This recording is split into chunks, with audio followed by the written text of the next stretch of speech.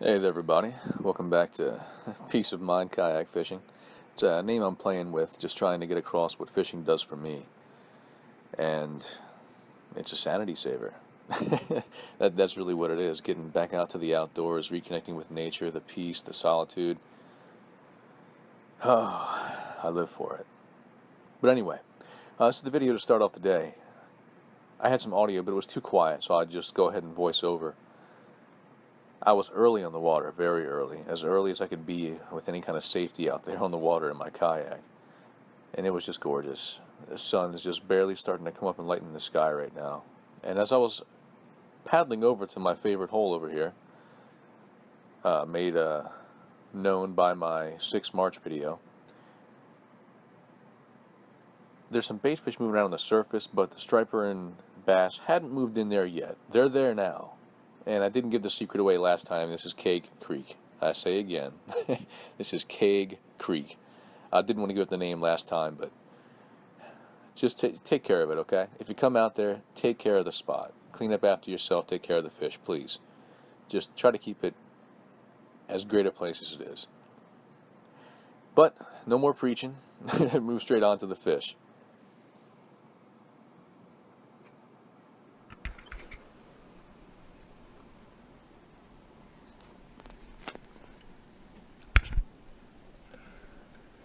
So right now I'm back down to my favorite lay-down tree that's out here.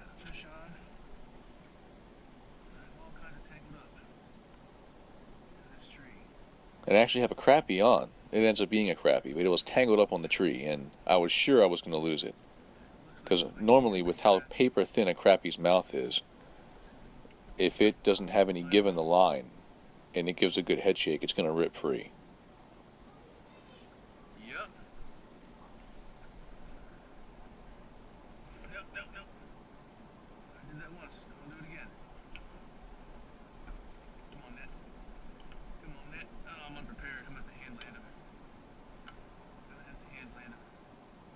I have a trout net, but I didn't have it ready. I should have, but didn't.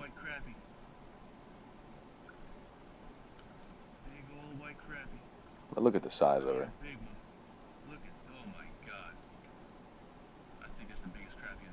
Monster crappie.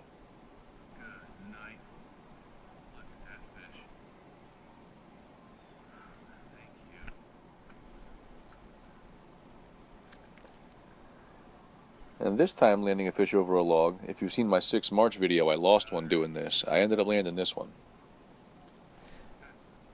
It's another real nice crappie. I mean, holding it in my hand, just slab side down, you can see just how big this fish is. But, as you'll see in a minute, you look at her stomach and it's just distended with eggs. Because I mean, that's what these crappie are doing. That's what they're doing when they're coming shallow here on Clark's Hill. They're getting ready for the spawn. And as much as I like to keep fish for my family, seeing her full of eggs, my freezer at home being in pretty good shape, I decided to go ahead, do my little bit of part to help the fish procreate and let this one go.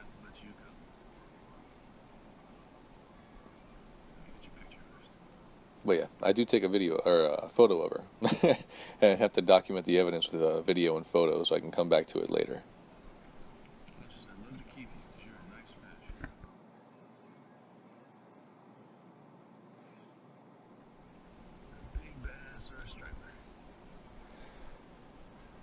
But as I'm going in between places here on Clark's Hill, I will put 2 rods out the troll sometimes, whether it be like a minnow, a jerkbait, crankbait, and sometimes it definitely pays off. This is one of those times.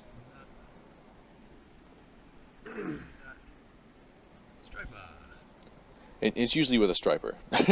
9 times out of 10, if I'm catching something when I'm trolling, it's either a bass or a striper. And again, this is another one of those times where I came to Clark's Hill before I knew that there was no minimum size on striper. I think the striper ends up being around 17, 19 inches or so. And had I been aware there was no minimum size, she would have been coming home. She would have been coming home. But, you know, lucky fish lives another day. There she goes.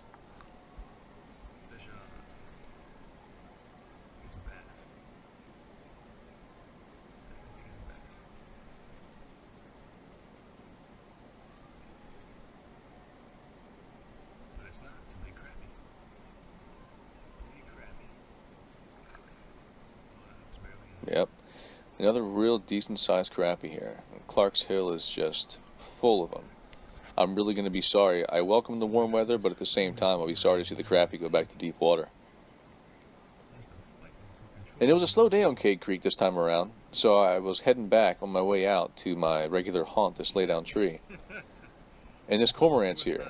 This cormorant did not want to give it up.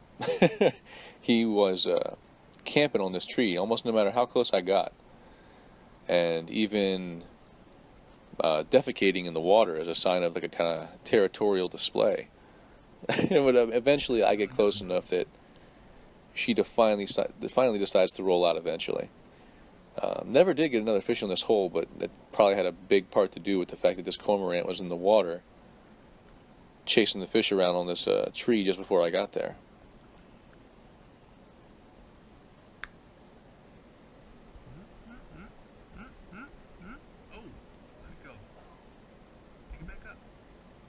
I'm not sure if that was a fish that took the float down or if it was my minnow. It was a big minnow on this light float. That is cormorant. I've never seen one this close. Ever. Oh, land though. Good fishing hole. I'm almost close enough now where I win the tug of war, the battle of wills between myself and this cormorant. And she'll bug out in a minute.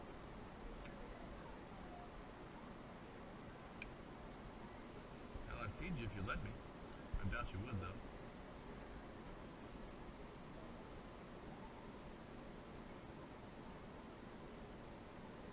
There he goes.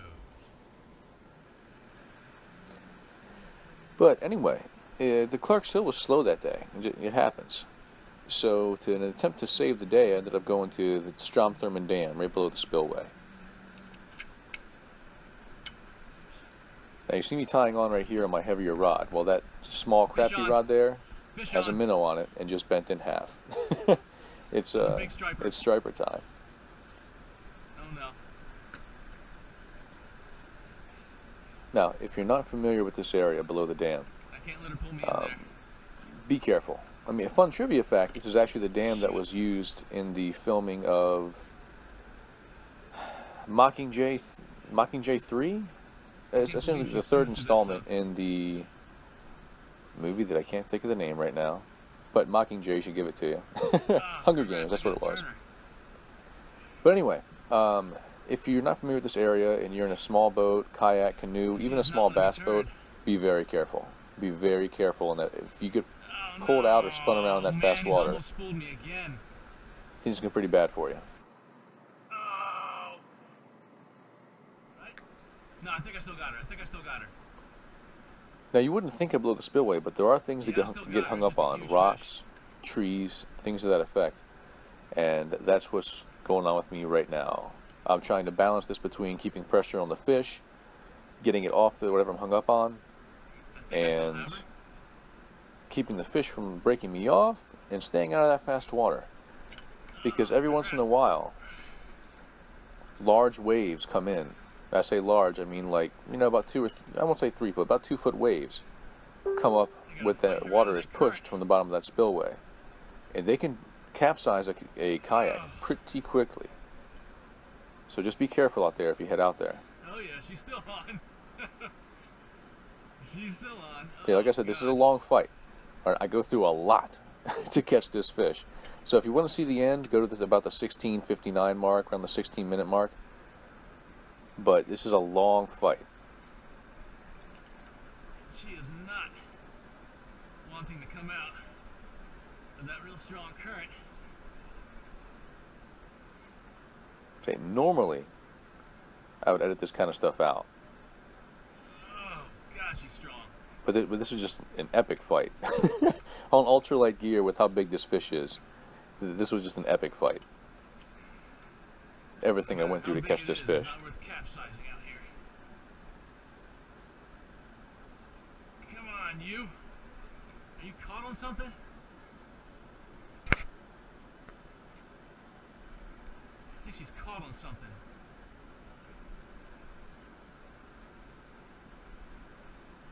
I don't think I'm pulling her in at all. I think I'm just pulling myself to her.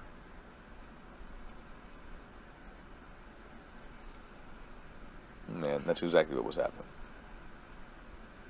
Nope, too dangerous. Yeah, if you haven't rolled in a kayak yet, go ahead and make sure you're familiar with what to do when it happens, because eventually it's probably going to happen. I've rolled once or twice going through fast water, and if you don't have floats I'm really bummed out if I lose this fish, but secured to your rod, and if you don't have tether lines for your rod and your paddle, you can end up in a really bad way. I mean, you may be safe, but you'll lose a ton of gear. So, drop the extra money. Get some things to secure your rods, your paddle, tethers and leashes.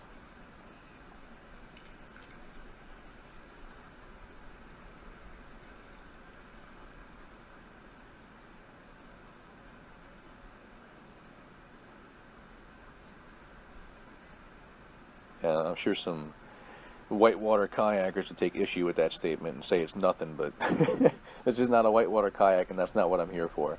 I'm not here to lose my gear. And really, if you get pulled down in that current, you could drown pretty easy. There's things to get hung up on in there. Get off of there. I mean, if you don't know, if you are in current and you get capsized, what you're supposed to do is to flip over on your back and keep your feet up in the water, essentially almost out of the water. Otherwise, your feet can actually get caught underneath of a rock, something like that, and just drown you. Because then the current will be pushing you forward, your foot is stuck, it'll suck you right underwater. But nothing so dark and dangerous here. Just I managed to eventually get through this, but just some tips while we're watching me deal with this whole experience.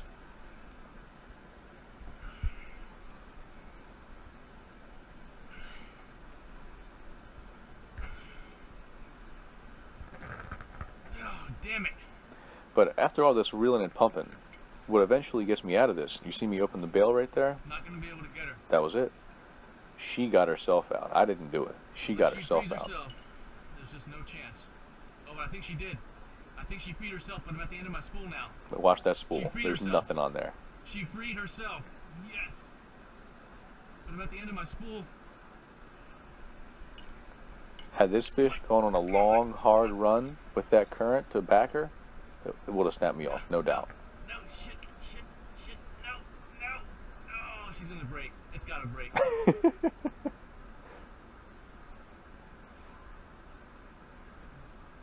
She puts in one big head shake and she's gone. Because I'm spooled. And I can't. And I didn't want to put the rod in the rod holder because my arm can act as extra shock absorption, whereas there's no give in the rod holder. I'm getting some line back on the spool. But as that note just said, normally there's a buoy line that prevents boats from going inside this fast water. It's back up now, but at the time I was here, it had broke, so it was down. And man, that was a golden time in my life. Not having to cast over or underneath of that buoy line just made the fishing much easier. A little more dangerous, but much easier. Stay out of there. Let's go further down this way. But now I'm chasing her down. Further down this way. Come on. Oh, line, hold up. You're doing great. You're doing so great. Just hold up a little bit longer. But yeah, I'm coaching everything at this point, man. I think she's caught on something again. When you got a big fish on, you're going to coach even your gear to get through it. But as you heard me say, there's so much line out right now, and that current's so strong, there's a rock in between me and the fish. And that current's has pushed that line against the rock, so now I'm reeling against the rock. This water's a little bit less problematic. A little bit. Which, if you're using braid, is really problematic, because braid will rub on rock and break. Luckily, I'm using mono, which still gets damaged. Monofilament will still get damaged, even composites, but not as bad as will braid on an abrasive surface. But like I said, now what I'm doing right now is I'm trying to go upstream of that anchor point where that line is going against the rock, so I can get it off of it and get back on a direct connection with the fish. but it's not easy. If I was in one of those foot paddle kayaks, probably be a lot easier, but I do all my paddling by hand, so I have to go back and forth between rod and paddle. I think I got her off. I think I got her off. Oh man. Yes. That's a feeling of beauty right there. Oh wow, it's a big fish. Twice now this fish has been hung up and I've gotten her off both times. Fish.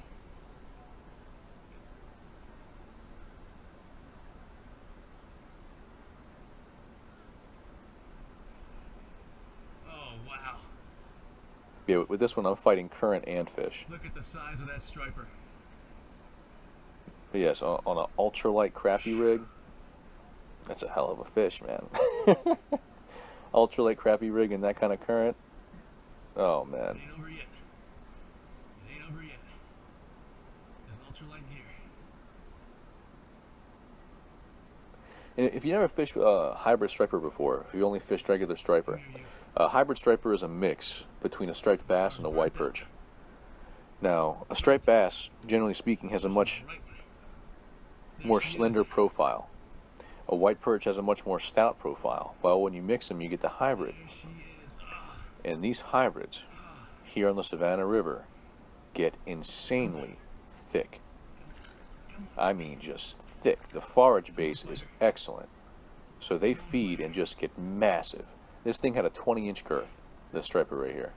I mean, you can see it there. You'll see it more as I get her on the boat. Oh, that might be the biggest hybrid I ever caught. Yeah, but she was 27 inches with about a 20-inch girth, which put her right around 12 pounds. A little more, a little less, right around 12 pounds. So that's twice the strength of the line, so not all that bad. Oh my god. Now, if you remember earlier in the video, I had the two crappie that I caught earlier in the day. And I don't like taking chances with a striper, so what I'll do is I'll normally put them on the stringer and then take the hook out. You see, I still have that bag out from when I was tying on with my other rod. The most intense fishing fights I've ever had in my life. You just see the girth on her. But watch carefully, okay? I'm trying to clean up the boat right now.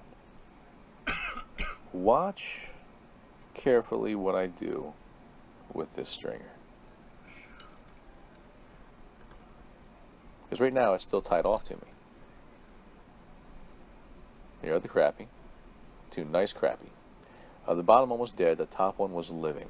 That'll come into play in a minute.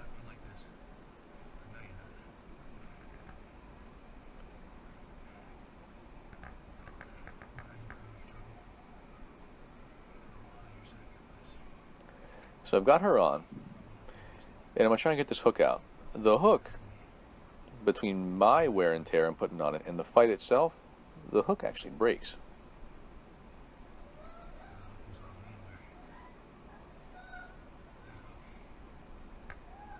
There it is right there. I thought the hook came out, but it didn't. It just broke. And it occurs to me right here that I'd rather get a picture of her without the stringer in. Just because aesthetically it looks a lot better to me.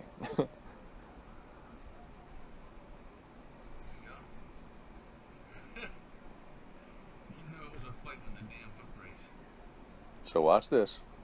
Here it is. Put the stringer down and whoop!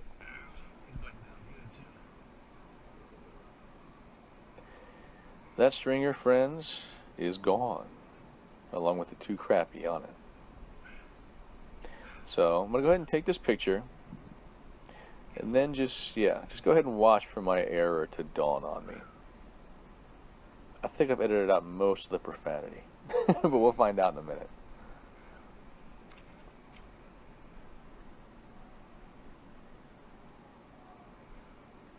You blessed idiot. I just lost my stringer. Now, And the two crappie attached to it. all joking aside, I feel pretty bad about it. The crappie on top, he was alive. He might have gotten off. But the crappie beneath, it was dead. And I know they won't go to waste. The bottom is they won't go to waste. It's in nature, but I still don't feel good about having fish that are dead or near dying and then them getting away. Rope it is. But adapt and overcome, because that was my stringer. I had no other. So what I'm doing now is pulling off some old camping rope that I had for my minnow bucket and going to fashion that into a stringer and get it done. And get back to the fishing. Although you'll see me put a few knots in this to make sure it's secure. Only thing about using a stringer with a big fish like this, you give them enough slack and they go on a big run, they'll pull you over, man. They'll pull you right over. That, and if you're around alligators, you gotta be damn careful if you're using a stringer and there's alligators there. Hell, I wouldn't do it. This time on artificial. And a much heavier rod. Thank God. Feels like it's probably about the same size as the other one. Maybe a little smaller, we'll see. It's a good fish.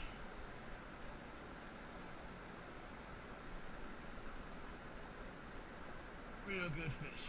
But while I had those one or two other rods out with minnows on them, I also threw a swim bait, probably about 7 or 8 inches,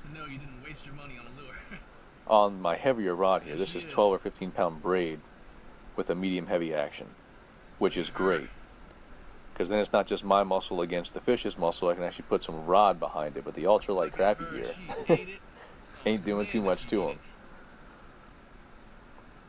Oh, but she inhaled this bait. You can see it right here. She inhaled it. There she is. Yeah, that's not as big as the last one, but man, is it fun. Another nice hybrid. Man, it's still like a 4 or 5 pound fish. I mean, they're just so thick, so stout. Just out of curiosity, we have about a 22-inch fish.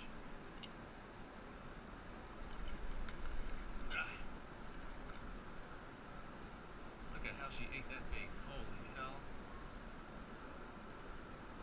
But that's why it's a good reason to always have a good pair of hemostats or some kind of hook retrieval tool with you. Because even using artificial, sometimes you can have a fish that just inhales it. Yeah, that's correct.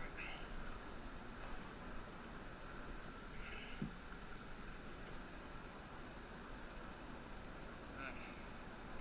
Let me see what I can do for you here. But yes, that is a helpful note, just to keep y'all safe from game wardens out there. Above Clark's Hill Dam, like in Clark's Hill Lake, no minimum size on striper. Below Clark's Hill Dam, all the way down to where it enters the ocean, 27-inch minimum. So you can have fun catching some nice sized striper, but they have to be 27 inches or bigger to keep. Just something to keep in mind out there. Fish on. Another fish on. Now you can see me trying to reel my other rod right there. Not working out too great. But yes, the problem of fishing multiple lines at the same time, keeping them off each other. If those lines get tangled up, you're in for a bad time. She's pulling me out into it. She is pulling me out into it.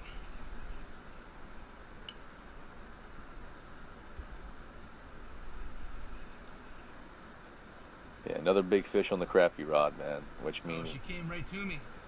With that light gear, She came right to me. How fortuitous. You're doing all the work. How fortuitous. She's about to run, though. As soon as she realizes I'm right above her, she's about to run. And now I just want to get us out and away from that current. Yep, fighting the fish with one hand and paddling with the other to make sure I stay out of that fast water. She's still hooked. Yep, You see small waves rocking me right now. They get much bigger. She's still hooked. Here you go. Time to really adapt and overcome. Sorry for the shaking, but that's me with the handle of the reel in my mouth and then moving it with my right hand to get it in there. Get that line out of the way. There we go. I can concentrate on fighting this fish on the ultralight. She's heavy. She's a heavy fish.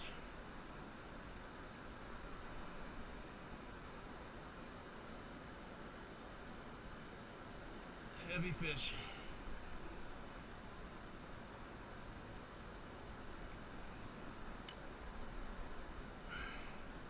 That's it. Come out of that current. I like it. Now she finally pulled out of the current here over to the slack water. Come out of that current. Makes things a lot easier on me. Yes. That's what we need. Yes. Keep pulling me that way. I like it. But this is a lot like the other video. I mean, it's ultralight gear. It takes a while for me to land this fish. So, did you a favor on this one. Go ahead, run that way. Went ahead and edited out a lot of that space where you just see me pulling on a rod and not much fish. That fish is just down deep pulling. So here she is. Now you'll start seeing the boils come up. Right there on the right. Looks like another fat old hybrid. See the one on my stringer off to the left. My makeshift stringer. Gorgeous fish. What a gorgeous fish. There she is. There she is. Watch this right here. She's almost as big as the other. Make another cardinal mistake here. Watch. Look at the shoulders on her. Oh! Don't raise your rod tip too high right at the boat. Once their head's out of the water, that's when the true weight of the fish is on the hook. And if all you're hooked on is a thinner membrane of the mouth, you're going to tear it, and you're going to wave goodbye to that fish right at the boat, man. Right at the boat. Fish on. But I was hooking them one after the other today. So, losing that one fish and having the one big one on the stringer, I didn't feel too awfully bad about it. Because I was having a good day.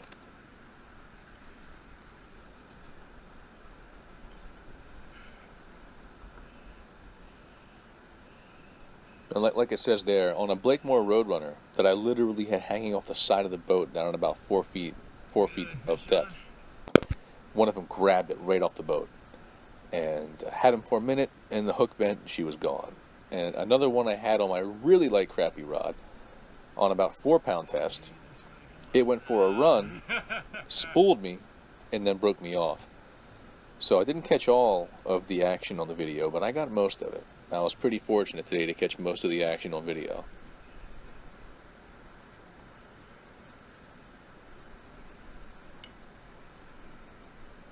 But in case you're curious about the rig, a lot of people fish minnows or herring on floats here. There's nothing wrong with that. I got one fish that way, but most of the fish that I got were with minnows on the bottom. Split shot, big enough to get to the bottom, but not in a hurry.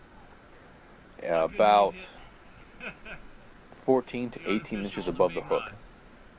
In case you're wondering what kind of setup I'm using to catch these fish. But you can see up towards the front, and then we have slack water meets fast water. That's where those stripers will hang a lot. Sometimes they'll be in the fast period, but a lot of times they'll hang in these eddies so that they can shoot out and grab any kind of food that comes through the spillway. I just saw her. There she is again. So having your bait float around in that area is dynamite, man. And I'm lucky I had the spot to myself today. Normally it's pretty crowded. Oh yeah, look here. That line got wrapped around the tip. Had she gone on a hard run, she probably would have been gone. Yeah, if your drag can't move on a big fish, she's gone. And one way or another, she'll be gone. That's it. Yeah, focus on sometimes the fast water. If they're not in the fast water, hit the eddies, and you'll find those striper. You'll find them. Come on, gorgeous. Come on, gorgeous. Come on up here. Come on up here, say hello to the camera. Come on.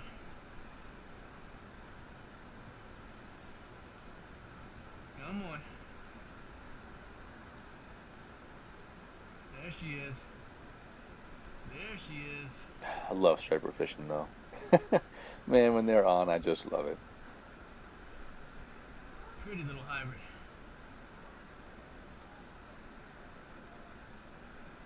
That might be a straight up striper. Yeah, so just a regular little striper, I think. There is a mix of them down here below the dam. Sometimes it's a straight striper, sometimes it's a hybrid. But those hybrids are footballs, man. Oh my god. This is gonna be a hard thumb job, man. The biggest fish you'll find are the straight stripers, but they have big hybrids too. There she is. I think this is where the Savannah River has its biggest striper being caught, or at least it is for the Augusta area. It's not too long ago someone caught either a 40 or 60-pound striper from this spillway. I mean, just a massive fish. That might have been on a bucktail. I can't remember what they actually caught him on, but it was huge.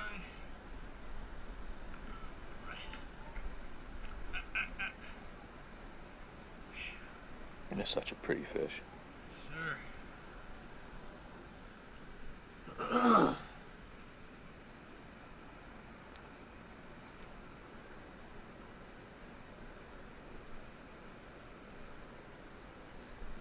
22-incher. Yeah, about the average size you'll catch here is about 22 to 24 inches, which, like I said, is about 3 inches short of legal. But it's fun, man. It's a blast catching them, no doubt about it.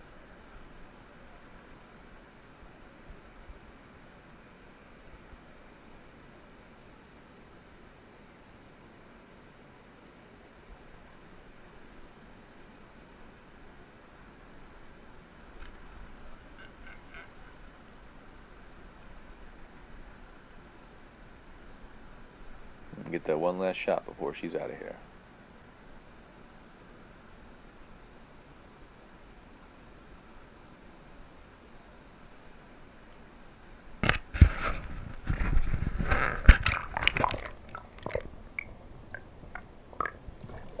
Adios. So, thanks much for watching. If you want to, go ahead and subscribe and check out the playlist. There's a lot more striper than this. Have a good one.